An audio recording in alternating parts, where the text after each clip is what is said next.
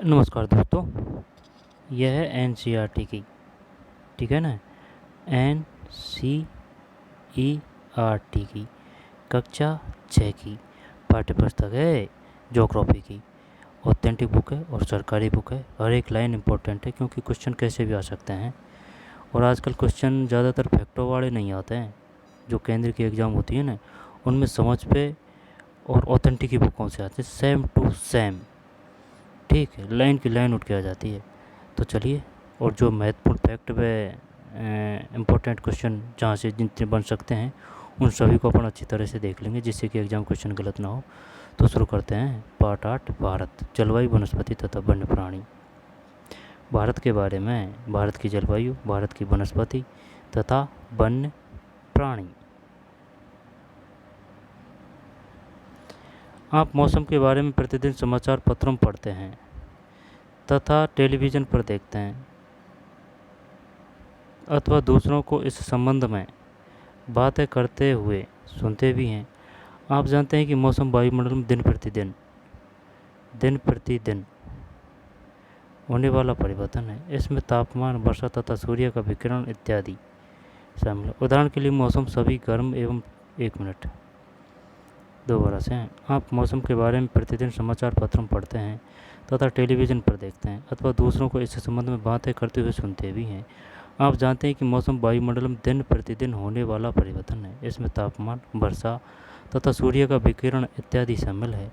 उदाहरण के लिए मौसम कभी गर्म या कभी ठंडा होता है। कभी कभी आसमान में बादल छा जाते हैं तो कभी वर्षा होती है। आपने ध्यान दिया होगा कि जब बहुत दिनों तक मौसम गर्म रहता है तब आपको ऊनी वस्त्रों की आवश्यकता नहीं पड़ती। आप खाने पीने में ठंडे पदार्थों को पसंद करते हैं। इसके विपरीत ऐसे भी दिन होते हैं जब आपको ऊनी वस्त्रों के बिना ठंड लगती है। ठंडी और तेज़ हवाएं चलती है। इन दिनों आप गर्म चीज़ें खाना पसंद करते हैं। सामान्यतः भारत में प्रमुख मौसम होते हैं। एक है, ये क्वेश्चन आ चुका है, दिसंबर से फरवरी तक ठंडा मौसम। दिसंबर, जनवरी, फरवरी ठंडा मौसम है ना, सर्दी। मार्च से मई, मार्च, अप्रैल, मई गर्मी। जून से सितंबर,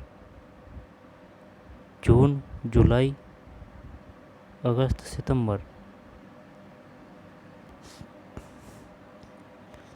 दोबारा से है ना, पूछ लेगा वो, और जो ये किताब में लिख रखी है ना वही माने जाएगा। ये नहीं है कि भाई तेरे हिसाब से बता दे। दिसंबर से फरवरी तक होता है ठंडा मौसम, सर्दी, यानी कि 3 महीने बता रहा है इसमें। दिसंबर रख ले, जनवरी रख ले, फरवरी, ओनली 3 मंथ हैं। फिर मार्च से मई, मार्च, अप्रैल, मई गर्मी। फिर है ना, जून, जुलाई, अगस्त और सितंबर, ये 4 दे रखा है। दक्षिण पश्चिम मानसून का मौसम, वर्षा, सितंबर, 15 सितंबर ही तक रख ले, है ना। फिर अक्टूबर और नवंबर मानसून के लौटने का मौसम, यानी कि शरद ऋतु, नवंबर में, अक्टूबर और नवंबर में। शीत ऋतु, ठंडे मौसम में सूर्य की सीधी किरणें नहीं पड़ती, जिसके परिणाम स्वरूप उत्तर भारत का तापमान कम हो जाता है। ठीक है। ग्रीष्म ऋतु, गर्मी के मौसम में सूर्य किरणें अधिकतर सीधी पड़ती है, तापमान बहुत अधिक हो जाता है। दिन के समय गर्मी में शुष्क पवन बहती है, जिसे लू कहा जाता है। ये क्वेश्चन आ चुका है। आओ खेलें। हमारे देश के सभी भागों में लोग अपने क्षेत्रों में पाए जाने वाले फलों के ठंडे पेय, जिसे शरबत कहा जाता है, का सेवन करते हैं।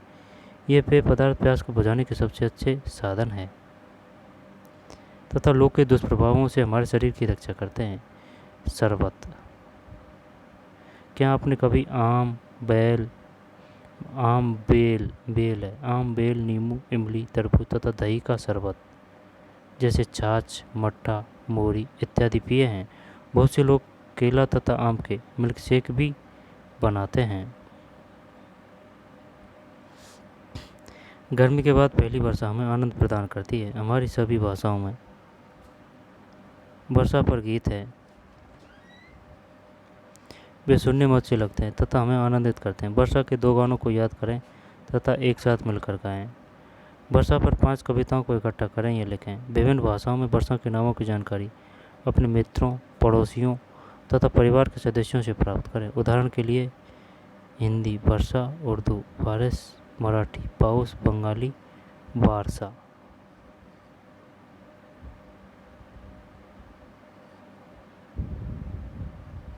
आगे चलते हैं। दक्षिण पश्चिम मानसून या वर्षा का मौसम। यह मानसून के आने तथा आगे बढ़ने का मौसम है। इस समय पवन बंगाल की खाड़ी तथा अरब सागर से स्थल की ओर बहती है।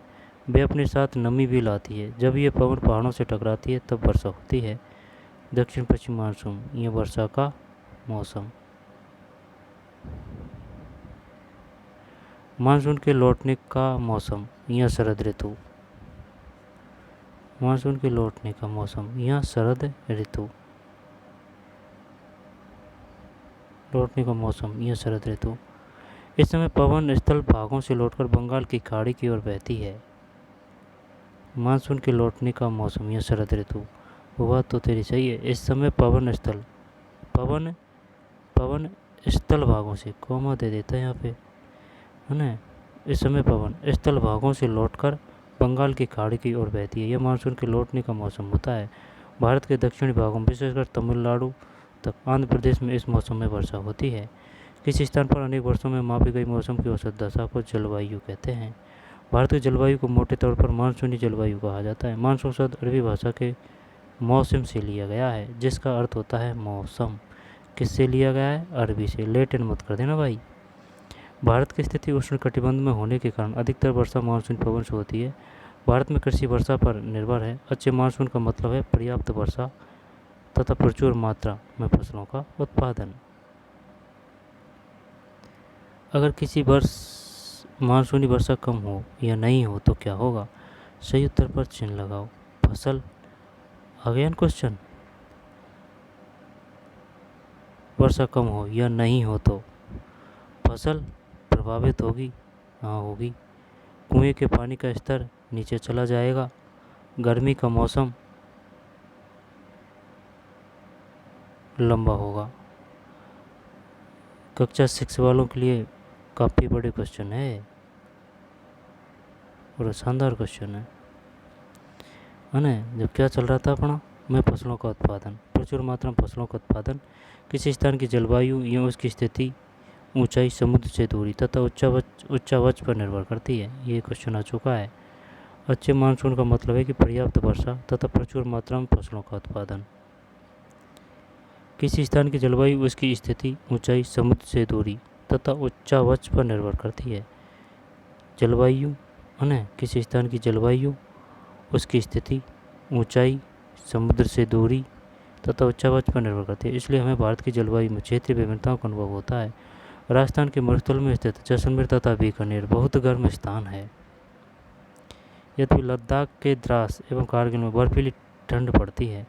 तटीय क्षेत्र जैसे बम्बई तथा कोलकाता की जलवायु मध्यम है।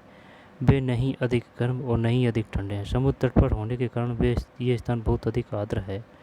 विश्व में सबसे अधिक वर्षा मेघालय में स्थित मौसिनराम में होती है, जबकि किसी वर्ष राजस्थान के जैसलमेर में वर्षा होती ही नहीं है।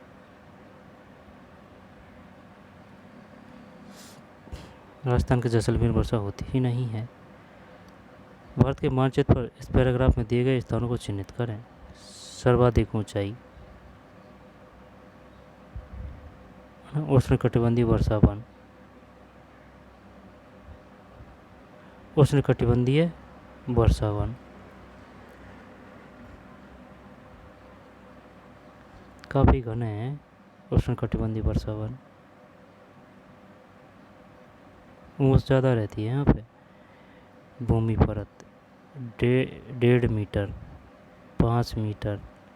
झाड़ी वाली परत, फिर तरुण वृक्ष 20 मीटर, 40 मीटर। बीतान 60 मीटर सर्वाधिक। उद्गामी परत, परत। बीतान क्या है? बीतान तरुण वृक्ष।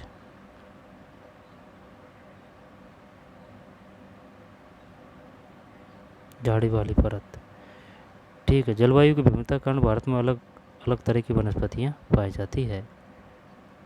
है ना भाई। अब पढ़ते हैं अपन प्राकृतिक वनस्पति, पढ़ना है अपन को, ठीक है ना। प्राकृतिक वनस्पति, हम अपने चारों तरफ विभिन्न प्रकार का पादप जीवन देखते हैं। हरे घास वाले मैदान में खेलना कितना अच्छा लगता है। कुछ पौधे छोटे होते हैं जिन्हें झाड़ी कहा जाता है, जैसे कैक्टस तथा फूलों वाले पौधे इत्यादि। इसके अतिरिक्त बहुत से लंबे वृक्ष होते हैं, उनमें से कुछ में बहुत शाखाएं तथा पत्ती होती है, जैसे नीम, आम। तो कुछ वृक्ष ऐसे होते हैं जिनमें पत्तियों की मात्रा बहुत कम होती है, जैसे नारियल। घास झाड़ियाँ तथा पौधे जो बिना मनुष्य की सहायता कर पाते हैं, उन्हें प्राकृतिक वनस्पति कहा जाता है। क्या आप कभी यह नहीं सोचते कि ये एक दूसरे से किस प्रकार भिन्न है। अलग अलग जलवायु में अलग अलग प्रकार की वनस्पतियाँ पाई जाती है, इनमें वर्षा की मात्रा सबसे महत्वपूर्ण होती है। जलवायु की विभिन्नता के कारण भारत में अलग अलग तरह की वनस्पतियाँ पाई जाती है। हमें वनों की आवश्यकता क्यों है।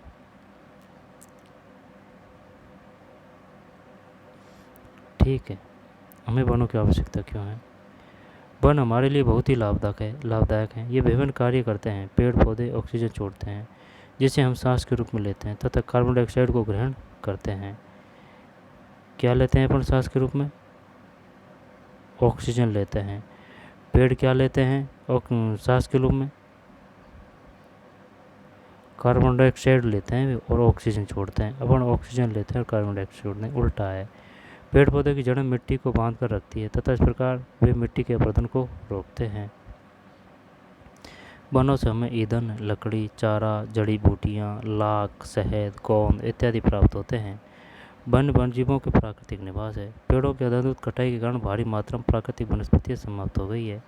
हमें अधिक पौधे लगाने चाहिए। जो पेड़ बचे हैं उनकी रक्षा करनी चाहिए, एवं लोगों को पेड़ों के महत्व के बारे में बताना चाहिए। हम लोग कुछ खास से आयोजन, जैसे कि वन महोत्सव मनाकर अधिक से अधिक लोगों को इस प्रयास में शामिल कर सकते हैं, तथा पृथ्वी को हरा भरा रख सकते हैं। लीला के माता पिता ने उसके जन्म पर नीम के एक पौधे को रोपा। प्रत्येक जन्मदिन पर उन्होंने अलग अलग पौधे को रोपा। इनको हमेशा पानी से सींचा जाता था तथा अत्यधिक गर्मी, सर्दी एवं जानवरों से बचाया जाता था। बच्चे भी यह ध्यान रखते थे कि कोई उन्हें नुकसान न पहुंचा पाए। जब लीला 20 वर्ष की हुई, तब 21 सुंदर वृक्ष उसके घर के चारों ओर खड़े थे। चिड़ियों ने उन पर अपना घोंसला बना लिया था। फूल खिलते थे, तितलियां उनके चारों ओर मंडराती थी। बच्चों ने उनके फलों का आनंद लिया, उनकी शाखों पर झूले तथा उनकी छायाओं में खेले थे। मिट्टी को बांधना, जड़ों से मिट्टी बनती है भाई। ये पेड़ों से मिल रहा है सब, फर्नीचर, खेल का सामान, ईंधन, चारा, घर भी लकड़ी के बनते हैं, दवाइयाँ भी मिलती है। दो बरस देखते हैं। ये इसमें ये बता रहा है भाई कि अपन को पेड़ों से क्या क्या चीज़ मिलती है। आई बात समझ में। अगर पेड़ अगर ना हो ना तो सब चीज़ खेल खत्म है भैया। मिट्टी को बांधना, ठीक है ना, अपरदन को रोकता है। एक तो ये फर्नीचर, खेल का सामान, ईंधन, चारा, आश्रय, है ना, रहने के लिए घर, दवाइयाँ भी बनती है, ऑक्सीजन मिलती है ना, शहद मिलता है, फल मिलते हैं, है ना, गोंद एवं लाख मिलता है। वन जीवों का प्राकृतिक निवास, भाई मकानों में थोड़े रहेंगे वन जीव, पेड़ पौधों और जंगलों में ही तो रहेंगे। इमारती लकड़ी, रबड़, ठीक। क्वेश्चन बनेगा यहाँ से शानदार। वन प्राणी, वन विभिन्न प्रकार के वन जीवों का निवास होता है। वनों से जंतुओं की हजारों प्रजातियाँ तथा बड़ी संख्या में विभिन्न प्रकार के सरीसृप, उभयचरों, पक्षियों, स्तनधारियों, कीटों तथा कृमियों का निवास होता है। बाघ हमारा राष्ट्रीय पशु है। यह देश के विभिन्न भागों में पाया जाता है। गुजरात के गिर वन में एशियाई शेरों का निवास है। हाथी तथा एक सींग वाले गैंडे असम के जंगलों में घूमते हैं। हाथी केरल एवं कर्नाटक में भी मिलते हैं। ऊँट भारत के रेगिस्तान तथा जंगली गधा कच्छ के रण में पाए जाते हैं। बाघ हमारा राष्ट्रीय पशु है। यह देश के विभिन्न भागों में पाया जाता है। गुजरात के गिर वन में एशियाई शेरों का निवास है। हाथी तथा एक सींग वाले गैंडे असम के जंगलों में घूमते हैं। हाथी केरल एवं कर्नाटक में भी मिलते हैं। ऊँट भारत के रेगिस्तान तथा जंगली गधा कच्छ के रण में पाए जाते हैं। ऊँट भारत के रेगिस्तान तथा जंगली गधा कच्छ के रण में पाए जाते हैं। कच्छ का रण को यूट्यूब पे सर्च करके देखेंगे। कच्छ का रण गुजरात में है को तो पाए जाते हैं। जंगली बकरी, हिम तेंदुआ, भालू इत्यादि हिमालय के क्षेत्र में पाए जाते हैं। इनके अतिरिक्त बहुत से दूसरे जानवर जैसे कि बंदर, सियार, भेड़िया, नीलगाय, चीतल इत्यादि भी हमारे देश में पाए जाते हैं। भारत में पक्षियों की भी ऐसी प्रचुरता है। मोर हमारा राष्ट्रीय पक्षी है। भारत में पक्षी तोता, मैना, कबूतर, बुलबुल तथा बतख इत्यादि है।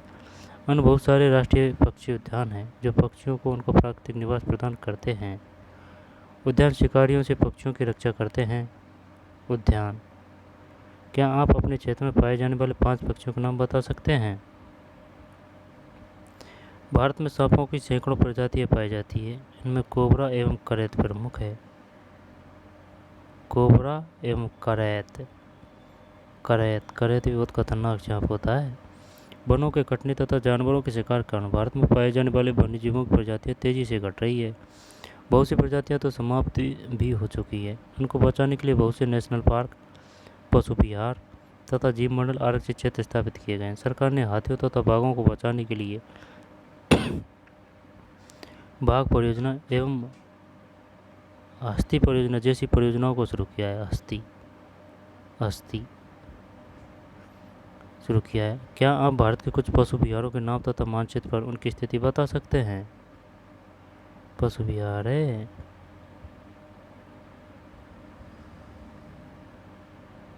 ये, पर्यटक हैं ये।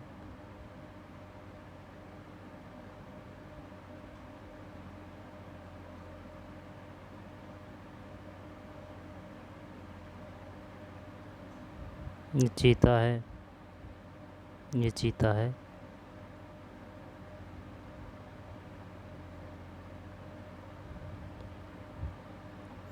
आप वन्यजीवों के संरक्षण में भी अपना हाथ बटा सकते हैं। आप जानवरों के शरीर के विभिन्न अंगों जैसे हड्डी, सींग तथा पंख से बने पदार्थों को खरीदने से इनकार कर सकते हैं। हड्डी, सींग तथा पंख से बने। प्रत्येक वर्ष हम लोग अक्टूबर के पहले सप्ताह को वन्यजीव सप्ताह के रूप में मनाते हैं। वन्यजीव सप्ताह कब मनाते हैं अपन? अक्टूबर के पहले सप्ताह को वन्यजीव सप्ताह के रूप में मनाते हैं। अक्टूबर के पहले सप्ताह को, ताकि वन्यजीवों के निवास को सुरक्षित रखने के लिए जागरूकता लाई जा सके।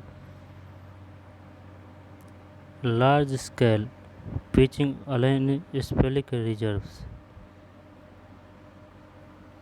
इन उड़ीसा सिमलीपाल रिजर्व से editing the Sariska well centre wildlife lover finally kiss and makeup more सरिस्कास in the making crimped and gear lions spent for a grassland village in tiger reserves must be relocated. Tiger crisis have we done enough to check poaching? शिकारी बाघों को क्यों मारते हैं? हमारे वनों से अगर बाघ खत्म हो जाएं तो क्या होगा? क्या आपने कभी बाघ आरक्षित क्षेत्र या ऐसे चिड़ियाघर देखे हैं जब बाघों को रखा जाता है? प्रवासी पक्षी, कुछ पक्षी पिनटेल बतख, कलियू, फ्लेमिंगो, ऑस्प्रे, लिटिल स्टिंट प्रत्येक वर्ष सर्दी के मौसम हमारे देश आते हैं। कौन कौन आते हैं? है ना, कुछ पक्षी पिनटेल बतख, करलियू, फ्लेमिंगो, ऑस्प्रे, लिटिल स्टंट प्रत्येक वर्ष सर्दी के मौसम हमारे देश आते हैं। सबसे छोटी लिटिल स्टंट जिसका वजन लगभग 15 ग्राम होता है, आर्कटिक प्रदेश से 8000 किलोमीटर की दूरी तय करके भारत आती है। वही 8000 आर्कटिक प्रदेश से। देख ले तू, गैला जगह स्थान किधर होके आती है, उन स्थानों को नहीं बोलती है, ना ही भटकती है। ग्रुप में आती होंगी ये, रुकती, आराम करती, ऐसे। कुछ पक्षी है ना, पिंटेल बतख, कर्लियू, फ्लेमिंगो, आस्प्रे, लिटिल स्टेंट प्रत्येक वर्ष सर्दी के मौसम में हमारे देश आते हैं। सबसे छोटी लिटिल स्टेंट जिसका वजन लगभग 15 ग्राम होता है, अटलांटिक प्रदेश में 8000 किलोमीटर की दूरी तय करके भारत आती है। ये पूछ सकता है कि बताइए निम्न में कौन सा प्रवासी पक्षी है या नहीं है। पिंटेल बतख, कर्लियू, फ्लेमिंगो, आस्प्रे, लिटिल स्टंट प्रत्येक वर्ष सर्दी के मौसम हमारे देश आते हैं। सबसे छोटी लिटिल स्टेंट जिसका वजन लगभग 15 ग्राम होता है, आर्कटिक प्रदेश से 8000 किलोमीटर की दूरी तय करके भारत आती है।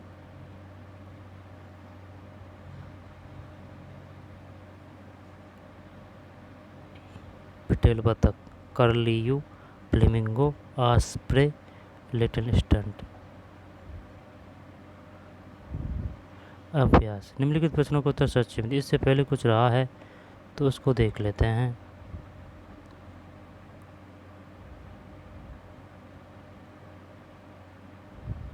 कोई दिक्कत नहीं है ना।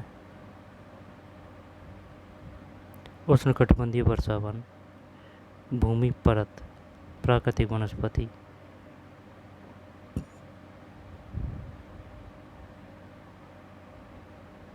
लू, शीत ऋतु, सर्दी दिसंबर से फरवरी, मार्च से मई, जून से सितंबर, अक्टूबर नवंबर। क्वेश्चन आंसर देख लेते हैं। कौन सी पवन भारत में वर्षा लाती है, यह इतनी महत्वपूर्ण क्यों है। भारत के विभिन्न मौसमों के नाम लिखिए। प्राकृतिक वनस्पति क्या है। सही उत्तर चिन्हित कीजिए, है ना। विश्व में सबसे अधिक वर्षा वाला क्षेत्र कौन सा है। मौसिनराम। जंगली बकरी तथा हिमतेंदुए कहाँ पाए जाते हैं। हिमालय क्षेत्र में। दक्षिण पश्चिम मानसून के समय आर्द्र पवनें कहाँ बहती है। आर्द्र पवने की बात कर रहा है ना। दक्षिण पवने, दक्षिण पश्चिम मानसून, जब ये समुद्र से स्थल की ओर। सही है। फिर खालिस्तान पर है। गर्मी में दिन के समय शुष्क तथा गर्म पवनें चलती है जिन्हें लू कहा जाता है। आंध्र प्रदेश तथा तमिलनाडु में सर्दी के मौसम में बहुत अधिक मात्रा में वर्षा होती है, ठीक लौटते हुए मानसून के मौसम में। गुजरात के गिरवन, गुजरात के गिर अभयारण्य में लायन का निवास है। अपने आसपास के वृक्षों की सूची बनाइए। वनस्पति, जंतुओं एवं पक्षियों के क्षेत्र इकट्ठा करें तथा अपने कॉपी पर चिपकाएं। अपने घर के पास एक पौधा लगाएं तथा उसकी देखभाल करें एवं कुछ महीनों के भीतर उसमें परिवर्तनों का अवलोकन करें। क्या आपके आसपास के क्षेत्र में कोई प्रवासी पक्षी आता है, उसको पहचानने की कोशिश करें। सर्दी के मौसम में विशेष ध्यान दें। बड़ों के साथ अपने शहर के चिड़ियाघर या नज़दीक के घर या पशु विहार को देखने जाएं व विभिन्न प्रकार के वन्य जीवों को ध्यानपूर्वक देखें। ये इम्पोर्टेंट है। राज्य और राजधानी।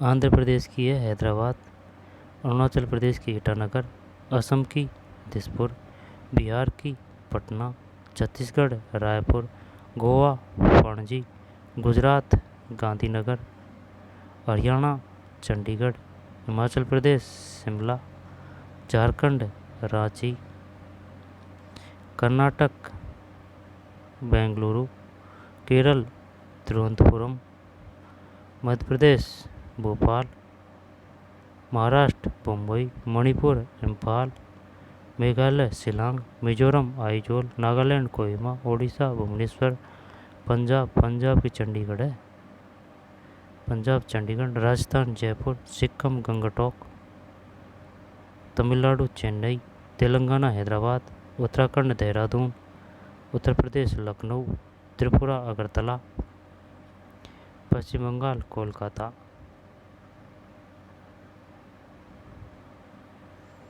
अंडमान निकोबार द्वीप समूह में पोर्ट ब्लेयर, चंडीगढ़ की चंडीगढ़ ही है, दादर और नगर हवेली और दमन और दीव दमन है, लक्षद्वीप की कवरत्ती, पुडुचेरी की पुडुचेरी, राष्ट्रीय राजधानी क्षेत्र दिल्ली दिल्ली, जम्मू कश्मीर श्रीनगर,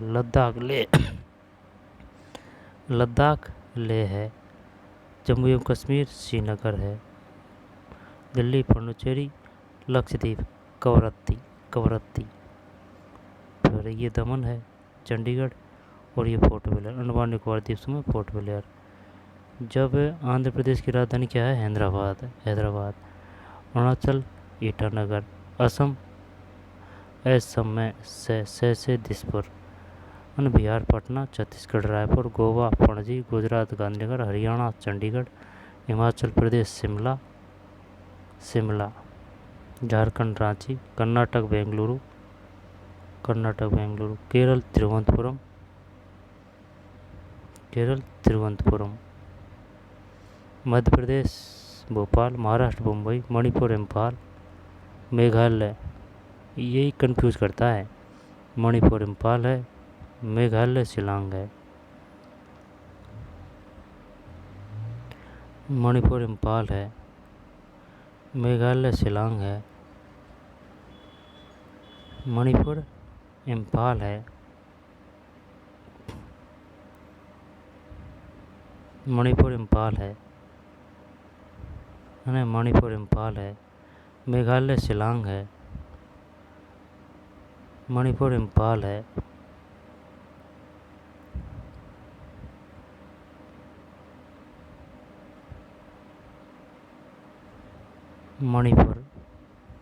मणिपुर इम्फाल, मेघालय शिलांग, मिजोरम आइजोल, नागालैंड कोहिमा। मणिपुर की राजधानी क्या है? मणिपुर इम्फाल है भाई, मणिपुर इम्फाल, मेघालय शिलांग, मिजोरम आइजोल, मिजोरम की तो याद है ना, मिजोरम आइजोल, और मेघालय शिलांग, मणिपुर इम्फाल, मेघालय शिलांग, मिजोरम आइजोल, नागालैंड कोहिमा, ओडिशा भुवनेश्वर, पंजाब चंडीगढ़, राजस्थान जयपुर, सिक्किम गंगटोक, तमिलनाडु चेन्नई, तेलंगाना हैदराबाद, उत्तराखंड देहरादून, उत्तर प्रदेश लखनऊ, त्रिपुरा अगरतला, पश्चिम बंगाल कोलकाता। तो चलिए मिलते हैं नई वीडियो में। धन्यवाद।